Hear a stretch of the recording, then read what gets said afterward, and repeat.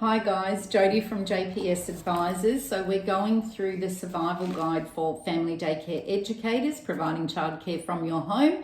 And we are currently up to chapter 21. So we've got quite a lot here. So if you haven't seen all the videos, make sure that you go back and see them all. Okay, so 21, sun protection. Now, we pretty much all know by now that Australia has one of the harshest, most damaging suns.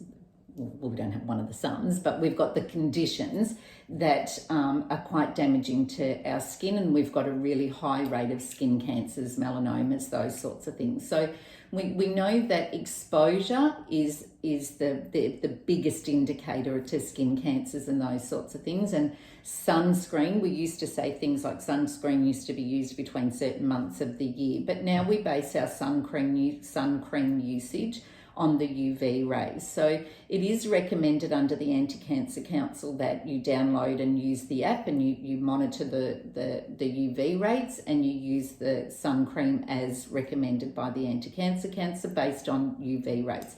So it doesn't always need to be a hot sunny day in order to protect children from the harmful rays of the sun. So there's a number of considerations. Sun cream, now normally the service does provide sun cream, but that can depend on you. You might say to individual families that they need to provide the sun cream.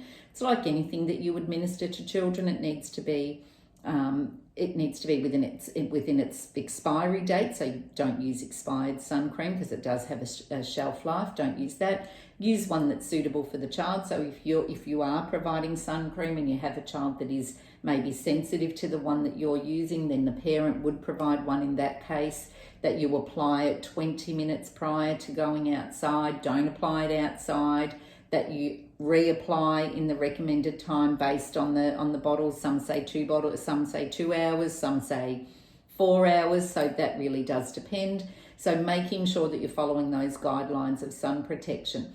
When you are going outside, whether that's outside in your yard or if you're going on a regular outing or an excursion, again, applying it 20 minutes beforehand, but making sure that you access and utilize any kind of shade that's available to you. So if you are going to the park, and you're going to have some quiet activities or some sitting activities, or you're eating your lunch or anything like that, make sure you set yourself up under a tree or under a shade cloth or a pergola or something along those lines, so that you are accessing shade as you go.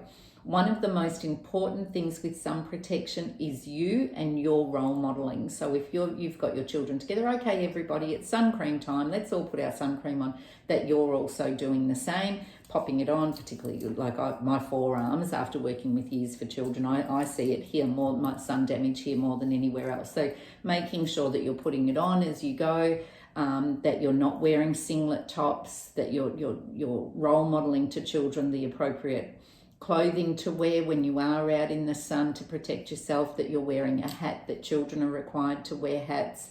And the Legionnaire's hats are recommended most by the Anti-Cancer Council because they've got the nap at the back, which covers the neck. Making sure that children are really hydrated particularly in those hot conditions.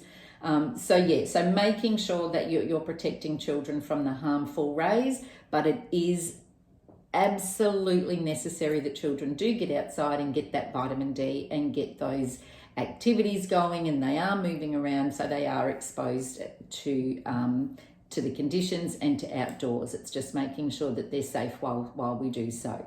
Okay, I will see you in the next one. See ya. Bye.